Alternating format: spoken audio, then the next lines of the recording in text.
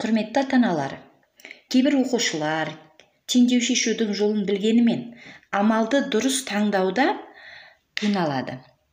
Қосудың орнына азайтып қояды, азайтудың орнына қосуды орындап қояды. Осындай қателік жібермеу үшін не істеу керек? Ол үшін қосудың және азайтудың компоненттерін білуі және ізделінген санның қай компонент екенін білуі керек.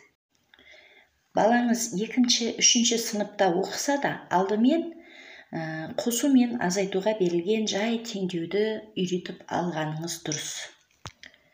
Мен сіздерге оқушыға түсінікті тілмен түсіндірудің әдісін көрсетейін.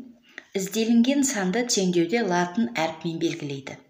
Оқушылар оны шешу үшін сол санның бүтін немесе санның бөлігі екенін білуі керек. Мына сызбада көріп тұрғандарыңыздай 10 деген ол бүтін сан, ал 4 пен 6 оның бөліктері. 4-ке 6-ны қосса 10 болады ғой. Ал мына теңдеуде x пен 4-тің айырмасы 6-ға тең деген теңдеуге қарасақ, x белгісіз санымыз ол бүтін. Бұл жерде бүтін санды табу керек. Бүтін санды табу үшін бөліктерді қосамыз.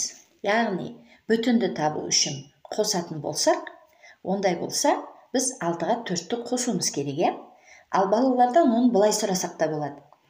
Мына жерде көп сан керек па, аз сан керек па деп. Олар өздеріне қандай сан керек, соны түсінген жағдайда ғана амалды дұрыс таңдайды. Бөлікті табуға берілген теңдеуді де қарастырып көрейік. 10 мен x-тің айырмасы 6-ға тең. Бұл жерде бөлікті табу керек. Бөлікті табу үшін үлкен саннан кіші санды азайтамыз. Бүтіннен белгілі бөлікті азайтамыз. X-тің мәні 4-ке тең болды. 4-ті x-тің орнына барып тексереміз. 10 азайту 4 тең 6, 10-нан 4 азайтсақ 6. 6 тең 6-ға. Теңдеу аяқталды. Назарларыңызға рахмет. Каналға тіркеліп лайк басыңыз.